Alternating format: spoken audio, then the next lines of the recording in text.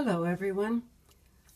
I'm sitting here this morning with a cup of tea and just had an idea. I thought we might take a little journey together here. I've made a decision to get a pressure cooker. As I told you before, I'm now the caretaker for my elderly mother, and there's also another person in the household who's had a lot of dental surgery. And both of them need good proteins that are very, very tender. Also, the household is basically on a low-carb diet, a sort of, certainly low carb in the sense of sugars and flours. There are some fruits and a little bit like the paleo, but kind of designed a little differently for our particular needs. At any rate, I, having taken on the caretaking of my mother, caregiving to my mother, have had to be very conscious and needing to reorient some of my time. And I thought a pressure cooker would do that as well as satisfy these needs for delicious, nutritious, but very tender meats especially. And of course I will experiment with cooking all sorts of other things in it as well. But I began to shop for a pressure cooker and decided really that one of the factors that I put on a priority list was to have a stainless steel liner.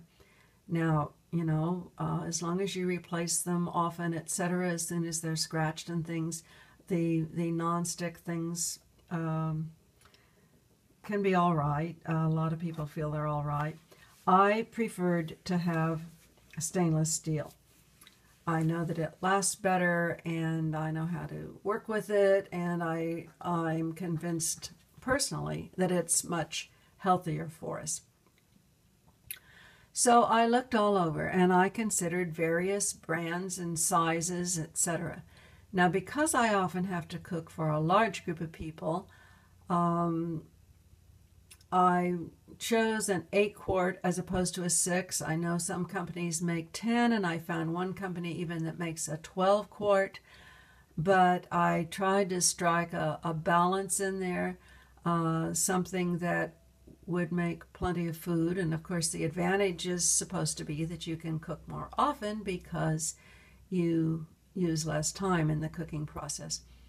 So anyway, I tried to pick a happy balance. I chose an 8-quart, and I looked for one with a stainless steel liner and found about 3 companies out there that are making them.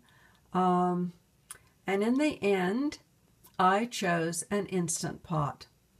So I'm kind of excited about this. It's a little new adventure, and hopefully it will help me save a little time and satisfy the needs for tender, chewable food so that I don't have to get out the food processor and take perfectly good meats and put them through the food processor to make them ready for the chewing by very elderly people.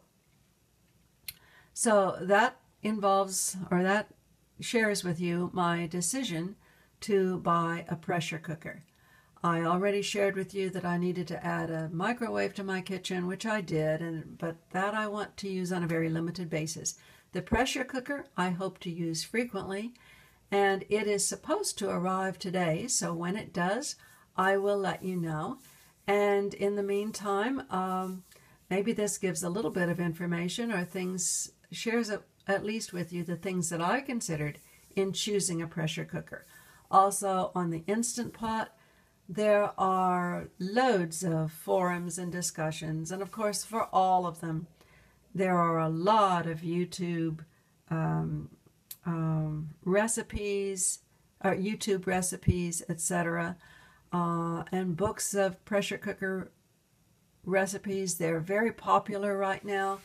I remember the pressure cookers that my grandmother used, and I was terrified of them, frankly, for fear and every now and then I did hear of one that would blow up in someone's kitchen, and you'd have usually canned tomatoes all over your ceiling and everywhere else, not to mention possible injuries.